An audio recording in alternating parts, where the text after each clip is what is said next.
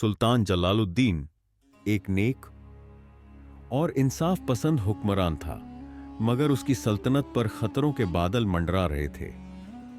कई पड़ोसी रियासतें इस्लामी सल्तनत के खिलाफ साजिशें कर रही थीं और कुछ गद्दार वजीर अंदरूनी तौर पर दुश्मनों से मिले हुए थे।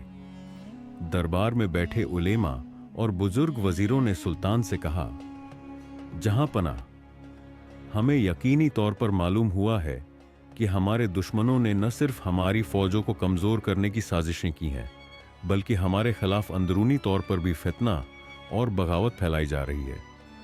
सुल्तान ने गंभीर लहजे में पूछा, क्या हमें दुश्मनों के मंसूबों का कोई सुराग मिला है? एक खास वजीर आगे बढ़ा और बोला, जी जहां पनाह, हमारे मुखबिरों ने मालूम किया है कि दुश्मनों ने हमारी सल्तनत के एक खास अफराद को इस्तेमाल करने का प्लान बनाया है। वो लोग हमारी शरीफ घराने की किसी लड़की को अगवा करके हमारे खिलाफ एक गलत अफवाह फैलाना चाहते हैं, जिससे हमारी हुकूमत को बदनाम किया जा सके। सुल्तान का चेहरा सख्त हो गया। क्या यह सच है? वजीर ने सिर झुकाते हुए कहा, हमें यकीनन मालूम हुआ है कि महावीन नाम की एक लड़की को इस साजिश में घसीटा जा रहा है। अब सुल्तान एक बड़े इम्तिहान में था। वह इस बेगुनाह लड़की को कैसे बचाए? अगर दुश्मनों ने उसे पकड़ लिया तो वह सल्तनत के खिलाफ झूठी कहानियां फैला सकते थे, लेकिन अगर वह उसे महफूज भी रखता तो क्या यह साजिश थम जाती? हमें जल्द फैसला करना होगा, सुल्तान ने कहा। नाजरीन, आज हम आपको एक ऐसी कहानी सुनाने जा रहे हैं जो इतिहास के अंधेरों में खो चुकी थी। एक ऐसी कुर्बानी जो सिर्फ एक जान की नहीं, बल्कि पूरी सल्तनत के भविष्य का फैसला थी।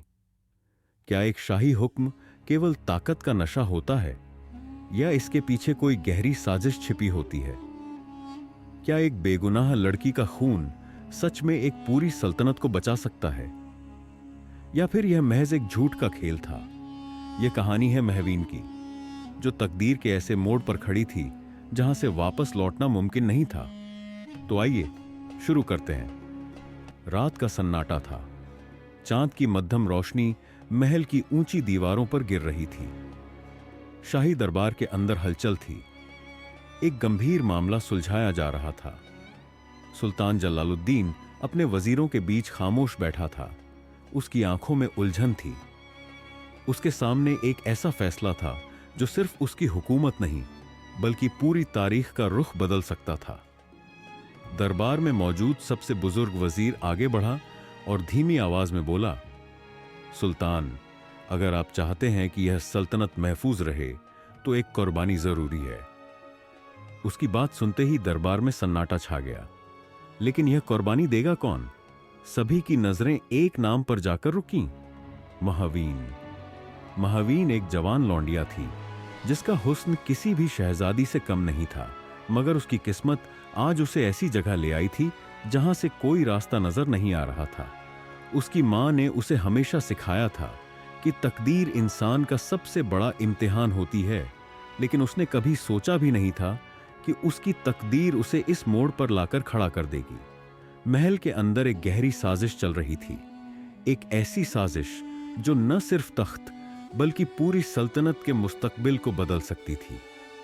किसी को अंदाजा भी नहीं था कि यह फैसला सिर्फ एक शख्स की कुर्बानी नहीं, बल्कि पूरी एक नस्ल का मुकद्दर लिखने वाला था। महावीन आज तक यह समझ नहीं पाई थी कि उसका कसूर क्या था, लेकिन उसके दिल में अजीब सी बेचैनी थी। क्या सुल्तान उसे सच में कुर्बान करने वाला था, या फिर वह किसी बड़ी चाल का मोहरा थी? यह सवाल अब तक अधूरे थे। महावीन अपने कमरे में खामोश बैठी थी।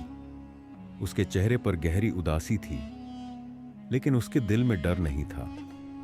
वह जानती थी कि कुछ बड़ा होने वाला है, मगर उसे यह नहीं पता था कि यह रात उसके लिए आखिरी साबित होगी या तकदीर उसे किसी नई राह पर मोड़ देगी।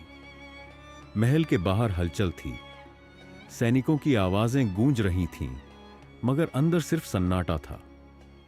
महावीन ने एक गहरी सांस ली और खिड़की से बाहर देखा। दूर कहीं अंधेरे में सुल्तान का महल चमक रहा था। उसकी नजरें आसमान की तरफ उठीं, मानो खुदा से कोई इशारा मांग रही हो।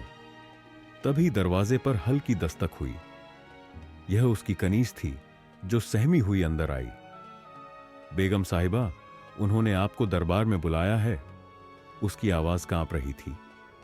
महावीन ने कोई जवाब नहीं दिया, सिर्फ हल्की सी मुस्कान उसके होठों पर आई। वह जानती थी कि यह बुलावा किसी आम मुलाकात के लिए नहीं था, बल्कि उसके मुकद्दर का फैसला होने वाला था। उसने धीरे से कहा, क्या तुम जानती हो कि मुझे क्यों बुलाया गया है? कनीज ने सिर झुका लिया। उसकी आंखों में आंसू थे। मुझे नहीं पता, लेकिन कुछ अच्छा नहीं होने वाला, उसने धीरे से जवाब दिया। महावीन ने उसकी आंखों में देखा और कहा, तकदीर को कोई नहीं बदल सकता, लेकिन इंसान अपनी इज्जत खुद तय करता है।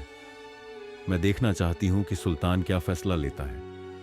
फिर वह उठी, अपने कपड़ों को ठीक किया और दरवाजे की तरफ बढ़ी। यह सफर सिर्फ दरबार तक का नहीं था, बल्कि एक ऐसी कुर्बानी की तरफ था जिसे तारीख शायद कभी भुला ना पाए। महावीन धीमे कदमों से शाही दरबार की तरफ बढ़ रही थी। उसके हर कदम के साथ दिल की धड़कनें तेज हो रही थीं, मगर चेहरे पर अब भी वही पुरसुकून मुस्कान थी। सुल्तान जलालुद्दीन अपने शाही तख्त पर बैठा था और उसके चारों तरफ वजीर, अमीर और दरबारी मौजूद थे। दरबार की हवा में एक अजीब सा बोझ था। ऐसा लगता था जैसे सबको पता था कि आज कोई बड़ा फैसला होने वाला है। महावीन जैसे ही दरबार के बीचों बीच पहुंची, सुल्तान ने अपनी पैनी निगाहें उसकी तरफ उठाईं।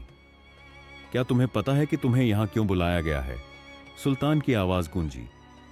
महावीन ने बिना किसी हिचक के जवाब दिया, हां, मुझे पता है और मैं अपने मुकद्दर को कबूल करने के लिए तैयार हूं। यह जवाब सुनकर दरबार में हलचल मच गई। कुछ वजीर हैरत में थे, कुछ के चेहरों पर अफसोस झलक रहा था, मगर सुल्तान का चेहरा भावहीन था। सुल्तान ने गहरी सांस ली और फिर बोलना शुरू किया, हमारी सल्तनत पर एक बड़ी आफत मंडरा रही है।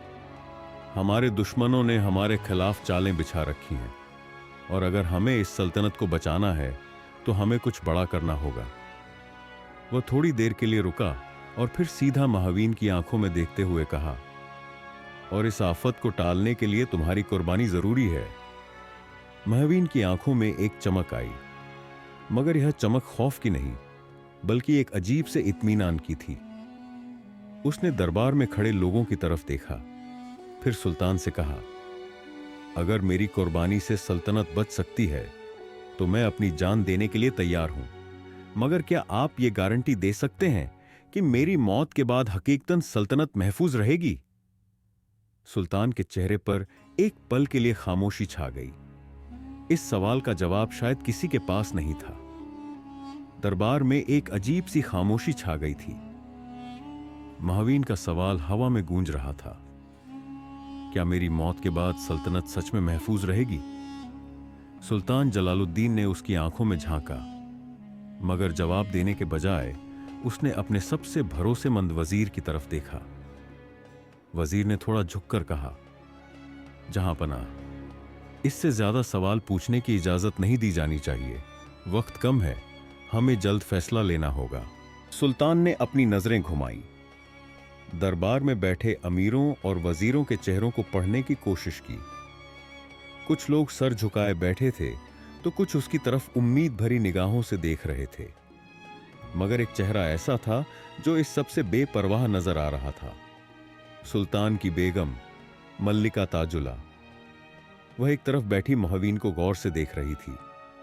सुल्तान ने धीरे से कहा, महावीन, यह सिर्फ सल्तनत को बचाने का सवाल नहीं है, यह एक रस्म है जिसे सदियों से निभाया जाता रहा है। हमारी सल्तनत के नियमों के अनुसार जब भी किसी बड़े संकट का साया मंडराता है तो एक शाही कुर्बानी दी जाती है, एक ऐसी कुर्बानी जो तकदीर को बदल सके। महावीन ने हल्की मुस्कान के साथ जवाब दिया, मगर मैं तो शाही खून से नहीं हूं, फिर मेरी कुर्बानी क्यों? अब दरबार में सन्नाटा छा गया। यह सवाल खुद सुल्तान के लिए भी मुश्किल था। सच्चाई यह थी कि महावीन सिर्फ एक बहाना थी। असल मकसद कुछ और था। सुल्तान ने अपनी नजरें झुका लीं, क्योंकि वह जानता था कि इस फैसले के पीछे सल्तनत से ज्यादा उसका अपना फायदा छुपा हुआ था। महावीन का सवाल हवा में तैर रहा था। अगर मैं शाही खून से नहीं हूं तो मेरी कुर्बानी क्यों? दरबार में मौजूद हर शख्स यह जानता था कि यह कोई मामूली कुर्बानी नहीं, बल्कि एक बड़ी साजिश का हिस्सा थी। सुल्तान जलालुद्दीन ने अपनी नजरें झुका लीं और तभी महल की मलिका बेगम ताजुला अचानक बोल उठी, सुल्तान, अगर यह कुर्बानी जरूरी है तो असली वजह सबको बताई जानी चाहिए। यह सुनते ही दरबार में हलचल मच गई। सभी दरबारी एक दूसरे की तरफ देखने लगे। सुल्तान के चेहरे पर शिकन उभर आई, मानो उसे अंदाजा नहीं था कि मलिका यह बात कहेगी। उसने सख्त आवाज में कहा, मलिका, यह मामला तुम्हारे समझने से बाहर है। लेकिन बेगम ताजुला मुस्कुराई, जैसे उसे पहले से ही सब पता था। उसने आगे बढ़कर कहा, अगर सच छुपाना ही मकसद है तो कुर्बानी का क्या मतलब? महावीन अब उलझन में पड़ गई थी। सुल्तान उसे कुर्बान करना चाहता था, मगर अब लग रहा था कि यह सिर्फ किसी बाहरी खतरे को टालने का बहाना था। असल खेल महल के अंदर ही खेला जा रहा था। अचानक महावीन ने एक और सवाल किया, सुल्तान, क्या यह कुर्बानी किसी और के गुनाह छुपाने के लिए दी जा रही है? सुल्तान जलालुद्दीन कुछ पल के लिए खामोश रहा। फिर उसकी आंखों में एक अजीब सी चमक आ गई। तुम बहुत समझदार हो महावीन, उसने ठंडी आवाज में कहा। लेकिन इस सल्तनत में हकीकत जानने वालों के लिए सिर्फ एक ही रास्ता बचता है, मौत। अब यह साफ हो गया था कि यह कुर्बानी किसी धार्मिक रस्म का हिस्सा नहीं थी, बल्कि ताकत और साजिश का एक खूनी खेल था। मगर असली सवाल यह था, क्या महावीन इस खेल से बच पाएगी या वह भी साजिश का शिकार बन जाएगी? महावीन के चेहरे पर हल्की शिकन आई, मगर उसकी आंखों में अब भी डर नहीं था। सुल्तान जलालुद्दीन की बात सुनकर दरबार में खड़े अमीर और वजीर भी हैरान रह गए। जिस कुर्बानी को सल्तनत की हिफाजत का जरिया बताया जा रहा था, वो असल में एक चाल थी, एक खौफनाक साजिश। मगर सवाल यह था कि आखिर महावीन के खिलाफ यह साजिश क्यों रची जा रही थी? महावीन ने मल्लिका ताजुला की तरफ देखा, जो अब भी सुल्तान की आंखों में आंखें डाले खड़ी थी। ऐसा लग रहा था जैसे वो किसी जवाब का इंतजार कर रही हो। तभी सुल्तान ने हाथ उठाया और पहरेदारों को इशारा किया। महावीन समझ गई कि अब वक्त बहुत कम बचा था। ले जाओ इसे, सुबह के वक्त इसे कुर्बान कर दिया जाएगा, सुल्तान ने हुक्म दिया। पहरेदार आगे बढ़े, मगर महावीन अब भी अपनी जगह से नहीं हिली। उसने एक गहरी सांस ली और फिर ठहर कर कहा, सुल्तान, तुम्हारी सल्तनत झूठ पर खड़ी है। अगर मैं मारी गई तो यह सल्तनत ज्यादा वक्त तक नहीं टिकेगी। तुम्हारी अपनी किस्मत भी जल्द ही बदलने वाली है। यह सुनकर सुल्तान जोर से हंसा, मगर उसकी हंसी में एक घबराहट छुपी थी। महावीन को जबरदस्ती पकड़कर बाहर ले जाया गया। अब वह महल की उस कोठरी में बंद थी जहां से बच निकलने का कोई रास्ता नहीं था। मगर क्या सच में कोई रास्ता नहीं था? महावीन ने इधर उधर देखा और उसकी नजर एक खिड़की पर पड़ी, जो बाहर के बाग की तरफ खुलती थी। क्या यह उसकी आखिरी उम्मीद थी?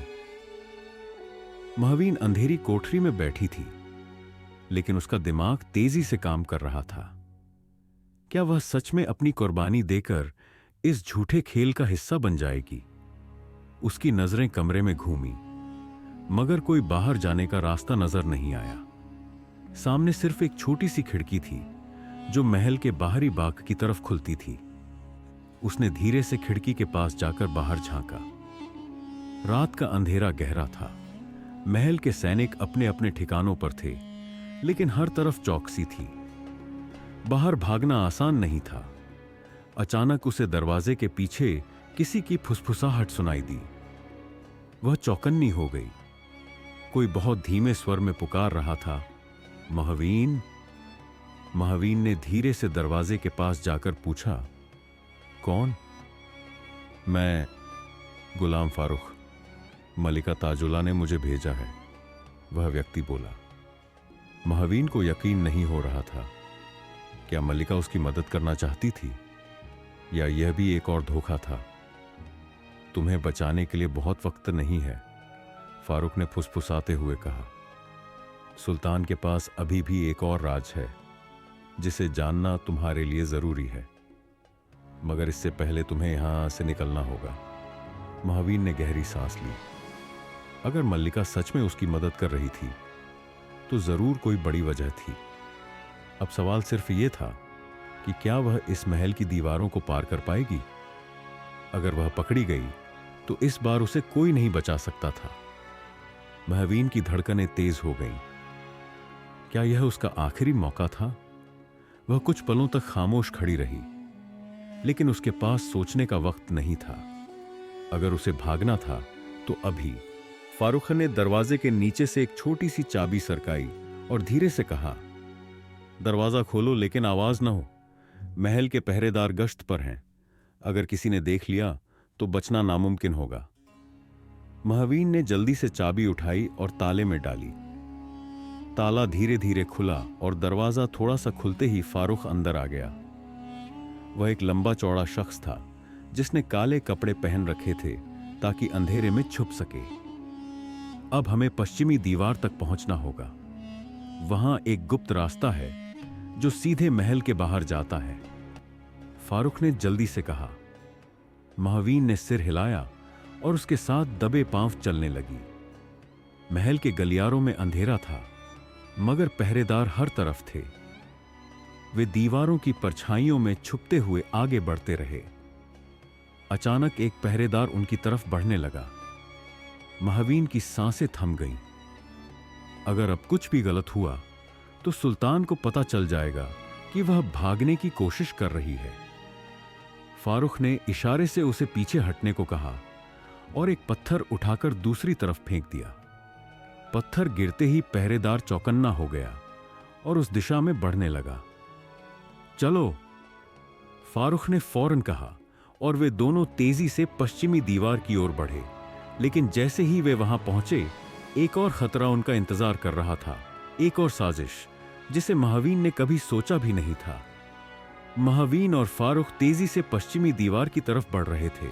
अंधेरे में छुपते छुपाते वे आखिरकार उस गुप्त दरवाजे तक पहुंच गए जिसके बारे में फारूक ने बताया था। यह एक पुरानी पत्थर की दीवार थी जिसके पीछे एक संकरा रास्ता छुपा हुआ था। महावीन की आंखों में उम्मीद की चमक थी, मगर कहीं न कहीं एक अनजाना डर भी था। फारूक ने जल्दी से दरवाजा खोलने के लिए दीवार के किनारे लगे छोटे लीवर को दबाया। धीरे धीरे पत्थर हिला और रास्ता खुल गया।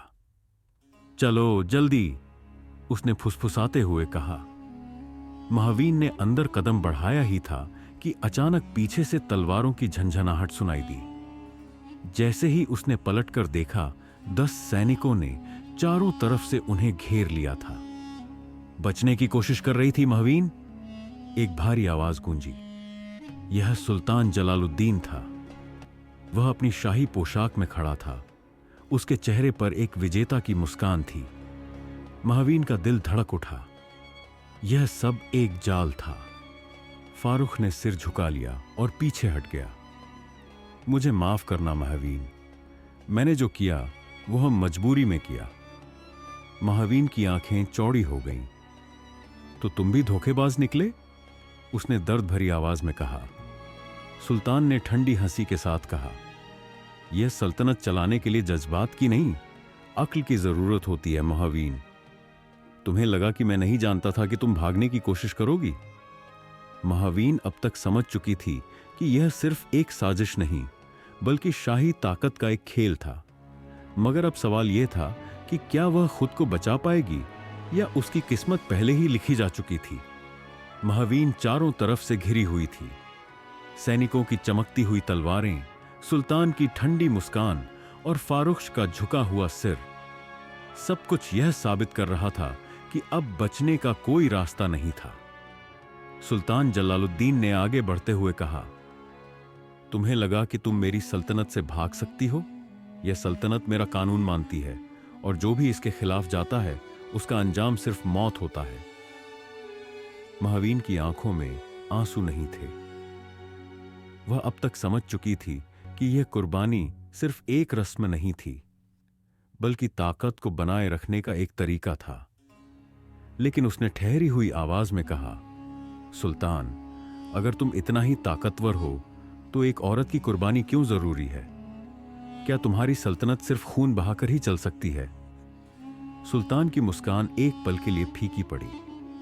दरबार में मौजूद कुछ वजीर भी असमंजस में थे, मगर उसने अपनी तलवार निकालकर कहा, इतिहास सिर्फ जीतने वालों को याद रखता है, हारने वालों को नहीं, और तुम सिर्फ एक मोहरा थी। महावीन ने गहरी सांस ली और अपनी अंतिम बात कही, शायद तुम सही कह रहे हो सुल्तान, मगर याद रखना, खून से बनी सल्तनत ज्यादा देर तक नहीं टिकती। तुम्हारी कहानी भी एक दिन मेरी तरह दफन हो जाएगी। सुल्तान ने इशारा किया और तलवार चमक उठी।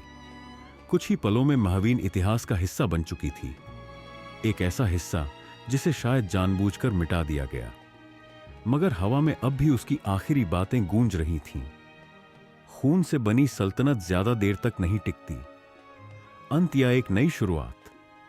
क्या यह सच में अंत था या एक नई दास्तान की शुरुआत? महावीन की चीखें महल की ऊंची दीवारों से टकराकर गुम हो गईं। सुल्तान जलालुद्दीन ने अपनी ताकत बचा ली थी, मगर क्या उसने सच में जीत हासिल की थी? दरबार में मौजूद लोग सिर झुकाकर खड़े थे, मगर किसी की हिम्मत नहीं हुई कि वे सुल्तान की आंखों में देख सकें। मल्लिका ताजुल्ला ने दूर से यह मंजर देखा और उसकी आंखें भर आईं। उसने धीमी आवाज में कहा, इतिहास गवाह है कि जब भी एक निर्दोष की कुर्बानी दी जाती है, तबाही ज्यादा दूर नहीं होती। मगर सुल्तान ने इन बातों पर ध्यान नहीं दिया। वह विजेता की तरह अपने तख्त की ओर बढ़ा। रात बीती, मगर सुबह होते ही सल्तनत में अजीब हलचल शुरू हो गई। महावीन की मौत की खबर जंगल में आग की तरह फैल चुकी थी। लोगों में गुस्सा था, बगावत की चिंगारी भड़क चुकी थी। वजीरों ने आकर सुल्तान को खबर दी, जहांपनाह, शहर में लोग आपकी मुखालिफत करने लगे हैं। वे कह रहे हैं कि जो शासक अपने ही बेगुनाह लोगों का खून बहाए, वह अल्लाह की रहमत से महरूम हो जाता है। सुल्तान ने गुस्से से कहा, बेवकूफ, एक औरत की मौत से सल्तनत पर कोई फर्क नहीं पड़ता। मगर उसके अपने सैनिक भी अब आपस में खुसर पुसर करने लगे थे।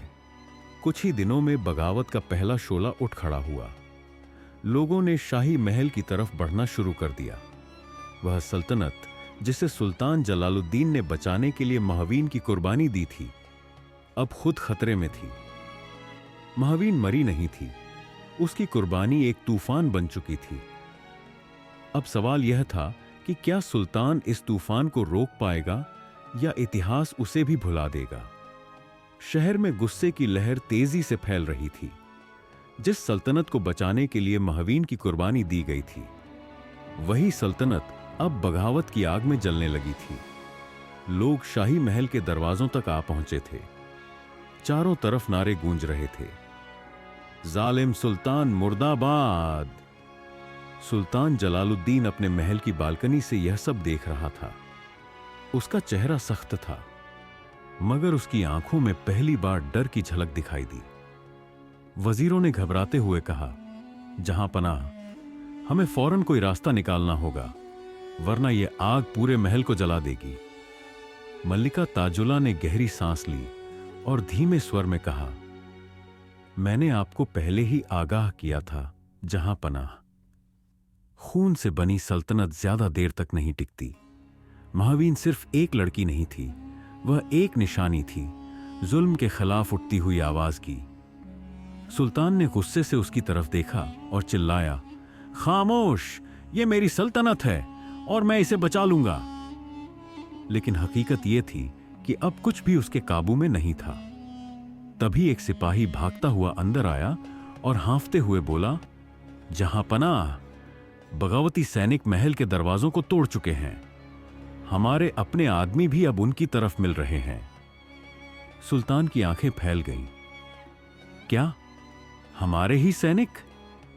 वजीरों ने धीरे से सिर झुका लिया। सुल्तान समझ गया कि अब कोई उसे नहीं बचा सकता। वह जितना अपने तख्त से चिपकने की कोशिश कर रहा था, उतनी ही तेजी से उसकी सल्तनत उसकी मुट्ठी से फिसल रही थी। महवीन मर चुकी थी, मगर उसकी कुर्बानी अमर हो गई थी। अब इतिहास सुल्तान जलालुद्दीन के लिए नया फैसला लिखने वाला था। महल के बाहर बगावती सैनिकों की आवाज गूंज रही थी। शाही महल के दरवाजे टूट चुके थे और भीड़ अब अंदर घुसने लगी थी। सुल्तान जलालुद्दीन अपने तख्त पर बैठा था, मगर उसकी आंखों में अब भी वही अहंकार था, वही घमंड जिसने उसे महवीन की कुर्बानी देने पर मजबूर किया था। जहां पनाह, अब बचने का कोई रास्ता नहीं है, एक वजीर ने कांपती आवाज में कहा। सल्तनत का मालिक मैं हूं, कोई मुझे मेरे तख्त से नहीं हटा सकता। सुल्तान दहाड़ा, मगर उसकी आवाज में अब वो ताकत नहीं थी जो पहले हुआ करती थी। तभी महल के दरवाजे पर जोरदार धमाका हुआ। बगावतियों ने अंदर घुसकर सैनिकों को काबू में कर लिया था। शाही पहरेदारों ने आखिरी दम तक लड़ने की कोशिश की, मगर उनकी तलवारें उन लोगों के सामने कमजोर पड़ गईं, जिनके दिलों में अब सिर्फ बदला लेने की आग थी। भीड़ के आगे एक नौजवान खड़ा था। उसकी आंखों में गुस्सा और बदले की चिंगारी थी। उसने ऊंची आवाज में कहा, यह वही सुल्तान है जिसने बेगुनाह महवीन को कुर्बान कर दिया था। आज वक्त उसे उसके गुनाहों की सजा देने का है। सुल्तान का चेहरा सफेद पड़ गया। उसे अब एहसास हो गया था कि यह खेल खत्म हो चुका था। तुम लोग नहीं समझते, उसने बचाव में कहा। मैंने जो किया वह सल्तनत के लिए किया। मगर भीड़ अब बहानों पर विश्वास नहीं कर रही थी। शाही तख्त कभी भी उलट सकता था और जलालुद्दीन जानता था कि आज का सूरज उसकी सल्तनत के अस्त होने का गवाह बनेगा। क्या सुल्तान इस हालात से निकलने का कोई रास्ता निकाल पाएगा, या यह उसकी आखिरी रात होगी? सुल्तान जलालुद्दीन का चेहरा सफेद पड़ चुका था, मगर उसकी आंखों में अब भी एक आखिरी चाल की चमक थी। अगर मैं हार भी रहा हूं तो मैं अपने साथ बहुतों को लेकर जाऊंगा, उसने मन ही मन सोचा। भीड़ महल के भीतर घुस चुकी थी। हर ओर नारे लग रहे थे। कुछ सैनिक अब भी सुल्तान के वफादार थे, मगर वे जानते थे कि अब यह जंग सिर्फ समय की बात थी। सुल्तान ने अपनी तलवार म्यान से निकाली और दहाड़ते हुए बोला, मैं मर सकता हूं, मगर अपने तख्त को किसी और के हाथ में नहीं जाने दूंगा। मल्लिका ताजुला अब भी एक कोने में खड़ी यह सब देख रही थी। उसने सुल्तान को कभी इतना कमजोर और बेबस नहीं देखा था। वह आगे बढ़ी और धीरे से बोली, तुम अब भी अपनी हार नहीं मान सकते जलालुद्दीन? सुल्तान ने उसकी तरफ गुस्से से देखा। तुम चाहती हो कि मैं घुटनों के बल गिरकर इन आम लोगों से माफी मांगूं? मल्लिका की आंखों में करुणा थी, मगर उसकी आवाज सख्त थी। माफी मांगने से तेरा तख्त वापस नहीं आएगा, मगर तेरा नाम शायद कुछ हद तक बच जाए। सुल्तान जोर से हंसा, मगर उसकी हंसी में बेबसी थी। तुम नहीं जानती मल्लिका, मैं कभी नहीं झुक सकता। उसने पास खड़े एक वजीर से कहा, महल के खजाने में जितना सोना है सब इकट्ठा करो और गुप्त सुरंग के रास्ते हमें बाहर ले चलो। मगर इससे पहले कि वह कुछ कर पाता, एक जोरदार धमाका हुआ। भीड़ अब शाही दरबार में दाखिल हो चुकी थी। अब सुल्तान के पास कोई रास्ता नहीं बचा था। क्या यह उसकी अंतिम हार थी, या वह अब भी कोई नया खेल खेलने की तैयारी कर रहा था? महल अब किसी कहिले की तरह नहीं, बल्कि एक जलते हुए मैदान की तरह लग रहा था। हर तरफ चीख पुकार मची थी। सैनिक एक एक कर गिर रहे थे और सुल्तान जलालुद्दीन अब भी अपने तख्त से चिपका हुआ था। वह जानता था कि आज उसकी सल्तनत का आखिरी दिन है, मगर वह इतनी आसानी से हार मानने को तैयार नहीं था। भीड़ अब शाही दरबार के अंदर पहुंच चुकी थी। क्रोधित लोग सुल्तान की तरफ बढ़ रहे थे। एक नौजवान जो सबसे आगे था, गरजते हुए बोला, यह वही जालिम सुल्तान है जिसने बेगुनाह महवीन की कुर्बानी दी। अब इसे इसकी सजा मिलनी चाहिए।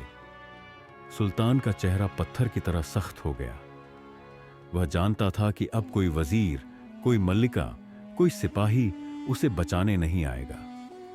वह धीरे धीरे अपनी तलवार उठाने लगा, मगर इससे पहले कि वह कोई हरकत करता, एक तीर उसकी छाती में आकर धंस गया।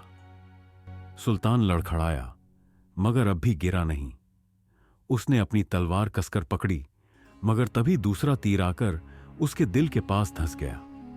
उसकी आंखें फैल गईं और उसने चारों तरफ देखा। अब कोई भी उसके साथ नहीं था। जिन लोगों के लिए उसने इतने साल राज किया, वही लोग आज उसका खून बहाने को तैयार थे। सुल्तान घुटनों के बल गिर पड़ा। उसकी आंखों के सामने महवीन का चेहरा घूमने लगा। क्या यह वही लड़की थी जिसे उसने कुर्बान किया था? क्या यह उसकी बद्दुआ थी? उसने अपने आखिरी शब्द कहे, शायद मल्लिका सही कहती थी। खून से बनी सल्तनत ज्यादा देर तक नहीं टिकती। और फिर सुल्तान जलालुद्दीन ने अपनी आखिरी सांस ली। महवीन तो मर चुकी थी, मगर उसकी कुर्बानी ने एक जालिम हुक्मरान का तख्त हिला दिया था।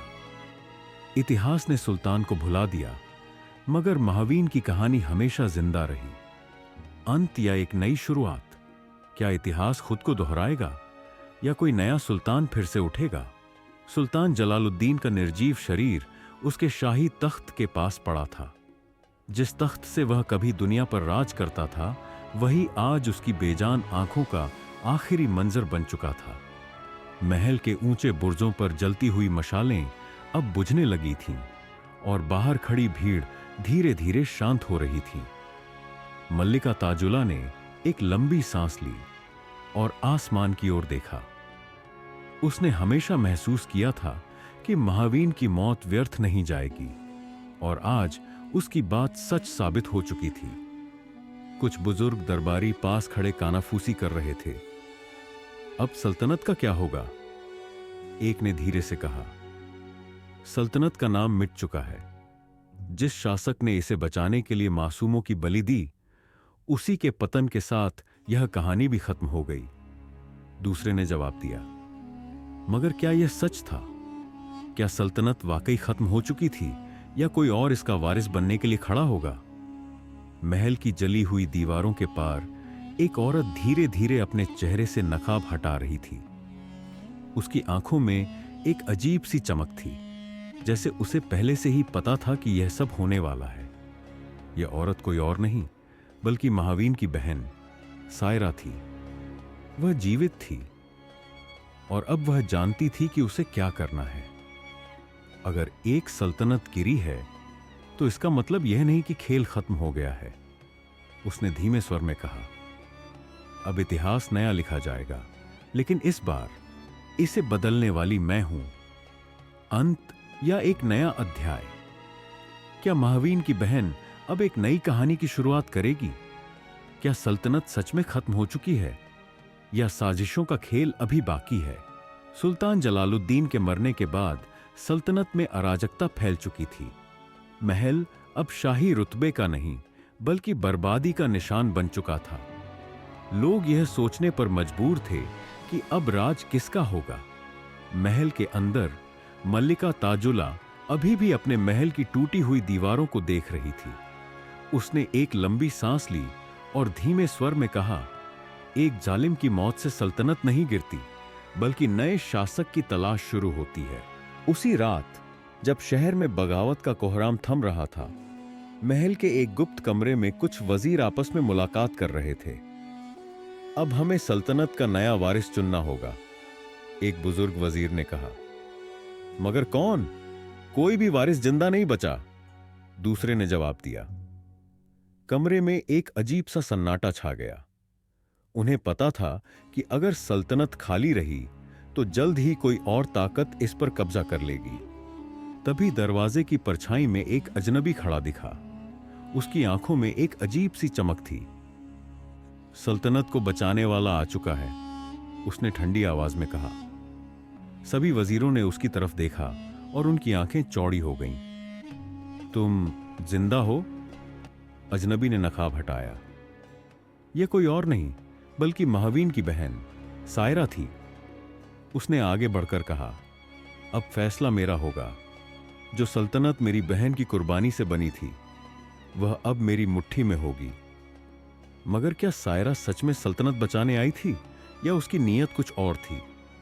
सायरा के नकाब हटाते ही महल के वजीरों के चेहरे पर हैरत और घबराहट दोनों साफ दिख रहे थे। महावीन की बहन जिंदा है। यह खबर अगर बाहर फैल जाती तो पूरी सल्तनत में एक नया तूफान खड़ा हो सकता था। सायरा ने ठंडी आवाज में कहा, मेरी बहन को तुम लोगों ने एक रस्म के नाम पर कुर्बान कर दिया, मगर अब मैं तय करूंगी कि सल्तनत का भविष्य क्या होगा। एक बुजुर्ग वजीर जिसने सालों तक सुल्तान जलालुद्दीन के लिए काम किया था आगे बढ़ा और बोला, लेकिन तुम क्या करोगी सायरा?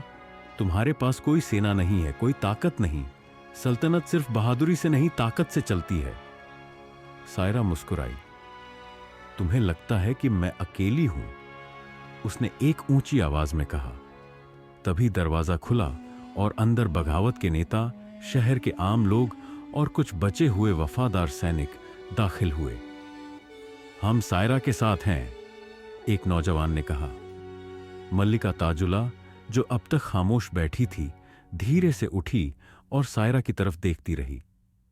फिर उसने कहा, अगर यह सल्तनत जलालुद्दीन जैसे जालिमों के हाथ में रह गई तो इतिहास फिर वही गलती दोहराएगा।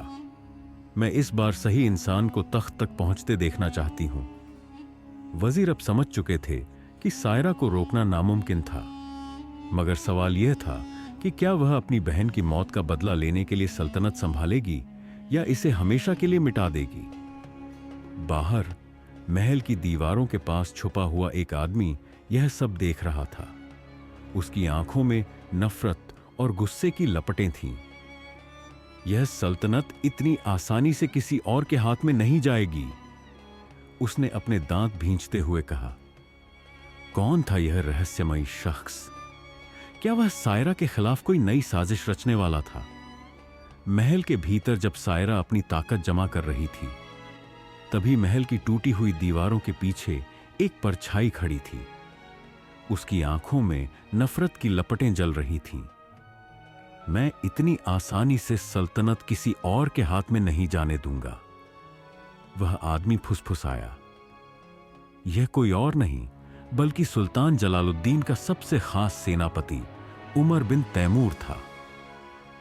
वह सालों से जलालुद्दीन के साथ खड़ा था, उसकी हिफाजत करता था, उसकी हुकूमत के लिए लड़ता था। वह अपनी जान देने के लिए तैयार था, मगर अपने सुल्तान की मौत का बदला जरूर लेना चाहता था। सायरा सोच रही है कि वह सल्तनत को संभाल सकती है। उमर ने गुस्से में कहा, मैं उसे दिखाऊंगा कि यह तख्त कितना कांटों भरा है। वह अपने घोड़े की तरफ बढ़ा और एक पैगाम अपने सबसे वफादार सैनिकों को भेजा। हमारा अगला हमला सायरा के खिलाफ होगा। इधर महल में सायरा अपने समर्थकों के साथ सल्तनत का भविष्य तय करने के लिए तैयार हो रही थी। उसने बगावत के नेताओं को इकट्ठा किया और कहा, अब यह हमारी सल्तनत है। मैं नहीं चाहती कि यह फिर किसी जालिम के हाथ में जाए। हमें इसे मजबूती से संभालना होगा।